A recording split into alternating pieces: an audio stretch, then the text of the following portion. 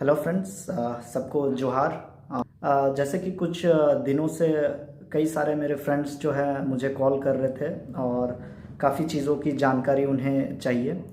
और अभी हाल ही में उड़ीसा में नए पंचायत सचिवों का बहाली हुआ है, तो उन लोगों का भी मेरे पुराने वीडियोस में कुछ कुछ में मैसेज आए हैं कि उन्हें भी कुछ कुछ से हेल्प चाहिए, जानकारी चाहिए कि पंचायत में कैसा काम होता है, क्या क्या होता है। तो उन्हें भी इस वीडियो को देख के उन्हें भी बहुत सारा हेल्प मिलेगा।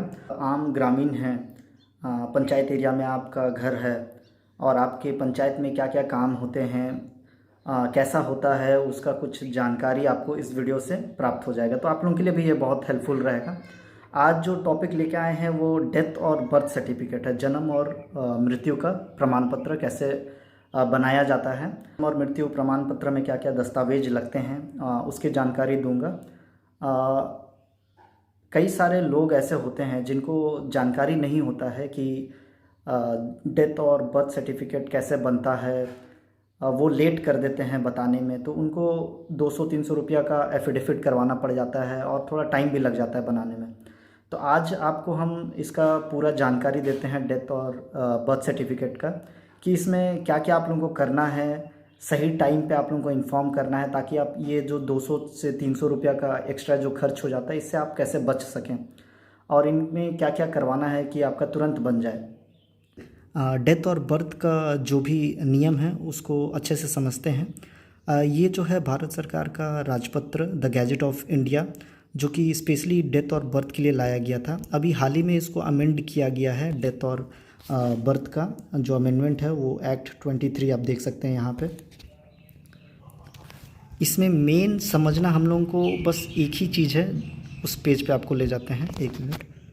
हाँ, तो इस पूरे गैजेट में हम लोग को सबसे ज़्यादा जो ध्यान देना वाली बात है वो ये है, जो आम पब्लिक को ज़्यादातर ये ध्यान देना है।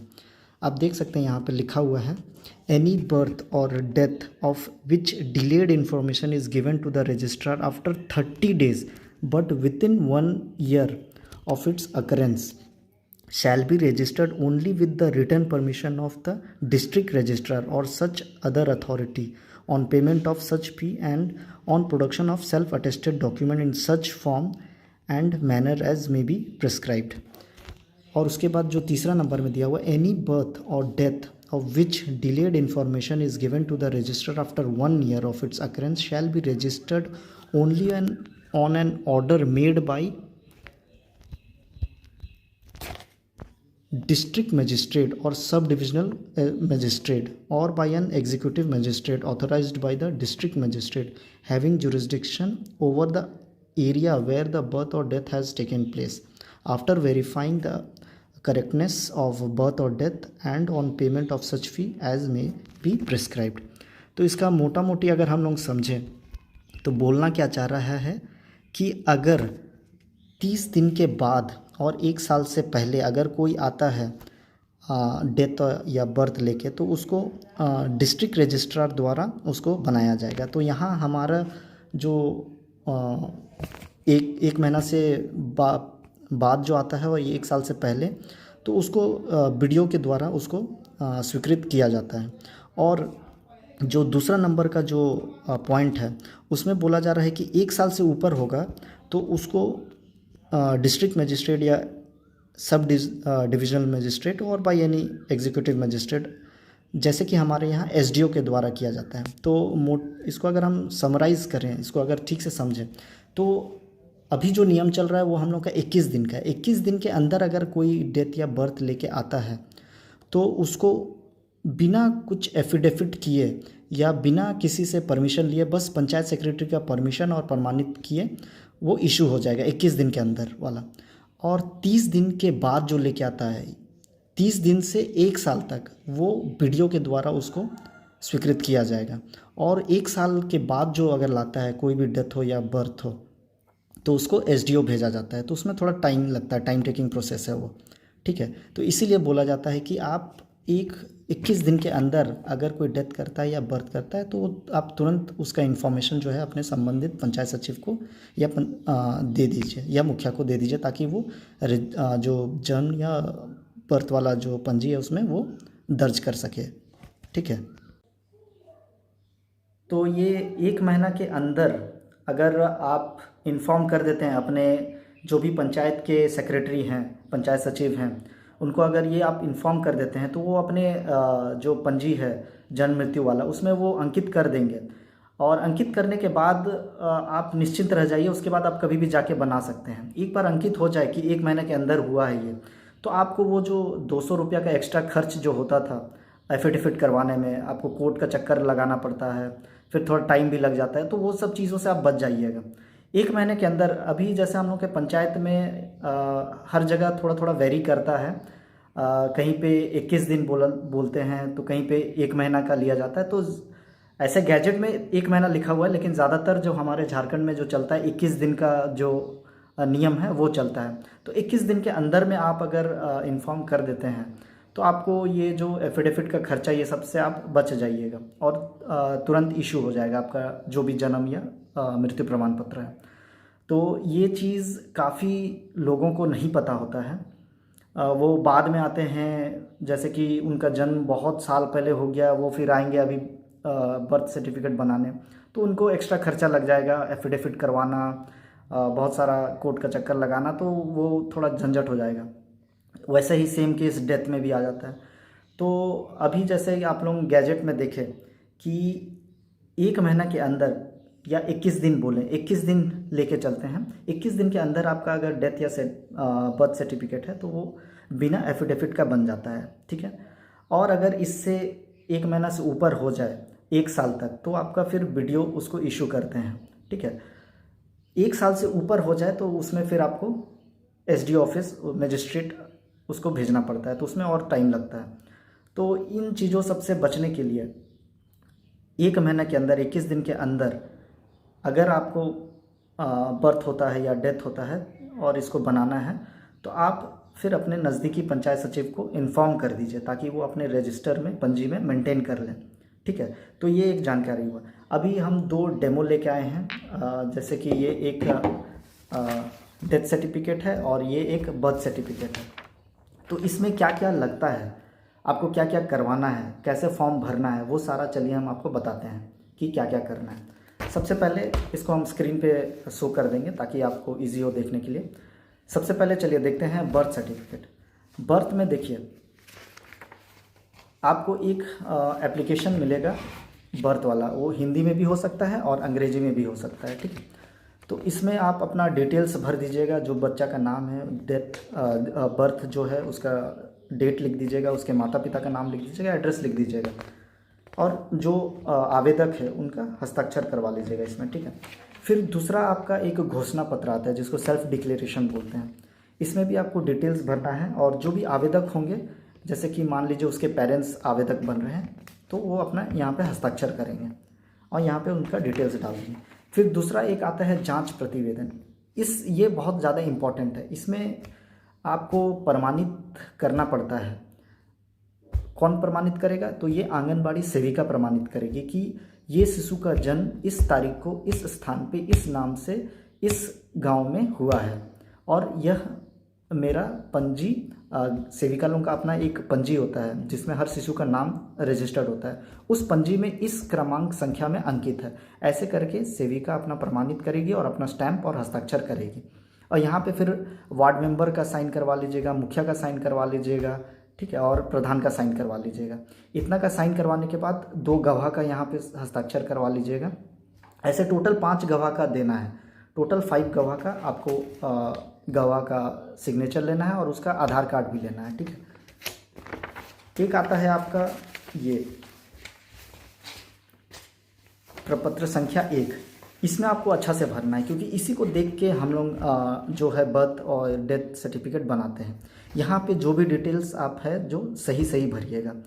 यहाँ पे हस्ताक्षर करवा लीजिएगा और फिर बाकी यहाँ पे माता का आयु, विवाह के समय कितना था और पहला संतान के समय कितना था, और ये जो बन रहा है सर्टिफिकेट वो कितना नंबर का संतान है, तो इसमें आपको भरना है।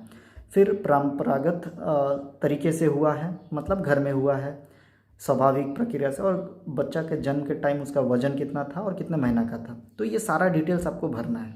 ये नीचे का जो है वो हम लोग पंचायत सचिव द्वारा भरा जाएगा, ठीक है। अगर लेट हो जाता है तो आपको इस तरह का एक एफिडेविट आपको लगाना पड़ेगा। जैसे कि अभी हमने कहा, इसमें आपको फिर खर्चा हो जाएगा। शिशु का अगर होता है तो जच्चा बच्चा वाला लगा लीजिएगा, नहीं है तो फिर, और अगर आधार कार्ड है तो आधार कार्ड लगा दीजिएगा। माता पिता का आधार कार्ड, फिर 5 गवाह का आधार कार्ड, उसका जेरोक्स ले लीजिएगा और उस पर उसका हस्ताक्षर करवा लीजिएगा। चलिए अब डेथ सर्टिफिकेट के बारे में देख लेते हैं। डेथ सर्टिफिकेट का भी बहुत सारा नियम है, तो इसको भी देख लेते हैं। पहले फॉर्म कैसा होता है उसको दिखा लेते हैं आप लोगों को, और उसके बाद फिर इसका नियम जो भी है हम बताते हैं। देखिए, इसका भी एक एप्लीकेंट डिटेल्स वाला एक फॉर्म रहेगा। इसमें एप्लीकेंट जो भी बन रहे हैं, जो भी आवेदक है, उसका डिटेल्स दीजिएगा। उसके बाद डिकीज पर्सन जो भी जो डेथ किए हैं उसका डिटेल्स यहाँ देना है, ठीक है, और उसका एड्रेस देना है, और फिर उसका पूरा डिटेल्स देना है जो भी डेथ किए हैं। ये हिंदी में भी मिलता है, तो हिंदी वाला भी आप ले सकते हैं। और ये जो फॉर्म है ये कहीं भी आपको CSC सेंटर जो भी प्रज्ञा केंद्र है वहाँ मिल जाएगा, या आपका ब्लॉक से भी आपको इसका प्राप्ति हो जाएगा, ठीक है। देखिए, ये हो गया पहला फॉर्म। उसके बाद जो दूसरा इसमें रहता है वो है आपका जन्म मृत्यु प्रमाण पत्र निर्गत करने के संबंध में। जो इसमें है अनुशंसा आपका करना है, वही फिर आ जाता है आंगनबाड़ी सेविका से आप प्रमाणित करवा लीजिएगा कि इस व्यक्ति का ये नाम है, इस स्थान में ये डेथ किए हैं बोल के। फिर मुखिया से साइन करवा लीजिएगा, वार्ड सदस्य से करवा लीजिएगा, और पंचायत समिति सदस्य से करवा लीजिएगा। उसके बाद एक जांच प्रतिवेदन आता है। इसमें 5 गवाह का आपको ज़रूरत पड़ेगा। याद रहे, 5 गवाह जो होगा वो आपका फैमिली मेम्बर से नहीं होना चाहिए। जो भी डेथ किए उसके फैमिली मेम्बर से गवाह नहीं होना चाहिए। अगल बगल जो आस पड़ोस के घर वाले होंगे वो बन सकते हैं, पर उनके फैमिली मेम्बर्स नहीं होंगे, ठीक है। ये जो है यहाँ पे आवेदक का नाम होगा। बाकी ये सब में 5 गवाह आप नाम लिख दीजिएगा, उसका हस्ताक्षर करा लीजिएगा, कौन सा ग्राम से है उसके बारे में लिखवा लीजिएगा। उसके बाद इधर पंचायत सचिव भरेंगे, ठीक है। नेक्स्ट आपका फिर ये उसी तरह का प्रपत्र 2 आता है। देखिए, बर्थ में प्रपत्र 1 होता है और डेथ में प्रपत्र 2 होता है। इसको आपको बहुत अच्छा से भरना है। ये जो है इसी को देख के हम लोग ऑनलाइन करते हैं, तो इसीलिए यहाँ पे आपका गलती नहीं होना चाहिए, ठीक है। ये सारा डिटेल्स जैसा बर्थ वाला में होता है वही सेम है, वैसे ही भरना है। यहाँ सिर्फ डेथ वाले का नाम देना है, उसके माता पिता और उसकी पत्नी, या अगर पत्नी डेथ की है तो उसके पति का नाम, पत्नी डेथ की है तो उसके पति का नाम, ठीक है, और उनके माता पिता का नाम, और कितने आयु में वो डेथ किए वो देना है, और उसका डिटेल्स देना है।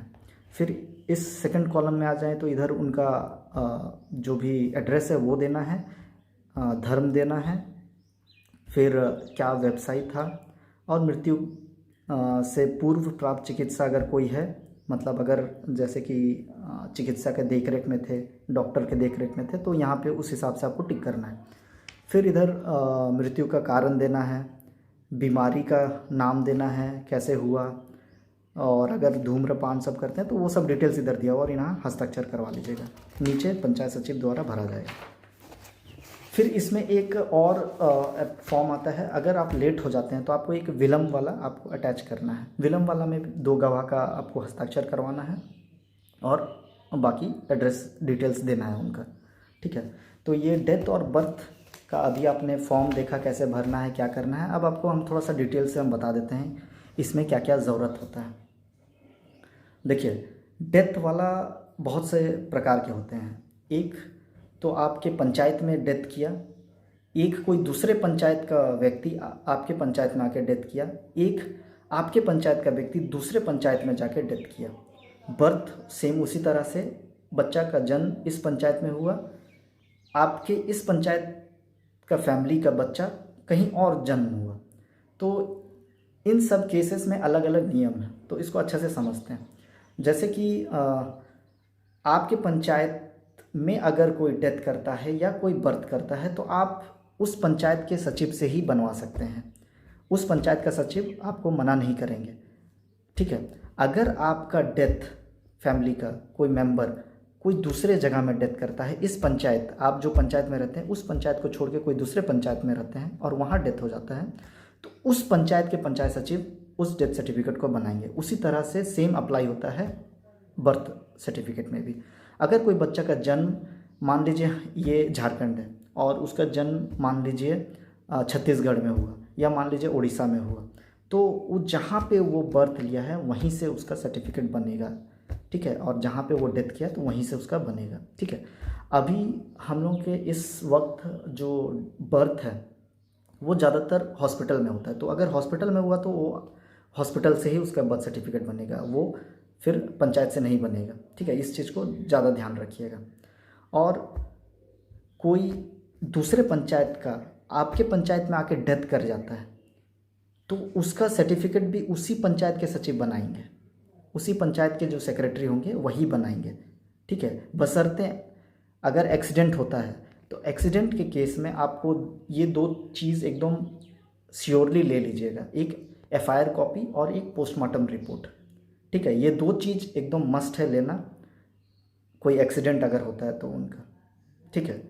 नेचुरल डेथ है तो कोई दिक्कत नहीं है, उसका प्रमाणित ग्राम सभा से करवा लीजिएगा, आंगनबाड़ी सेविका से करवा लीजिएगा और उसके बाद उसको सबमिट करवा लीजिएगा तो वो आराम से बन जाएगा। अगर एक्सीडेंट होता है तो एक्सीडेंट के केस में आपको एफआईआर कॉपी और पोस्टमार्टम रिपोर्ट लेना बहुत ज़रूरी है, ठीक है।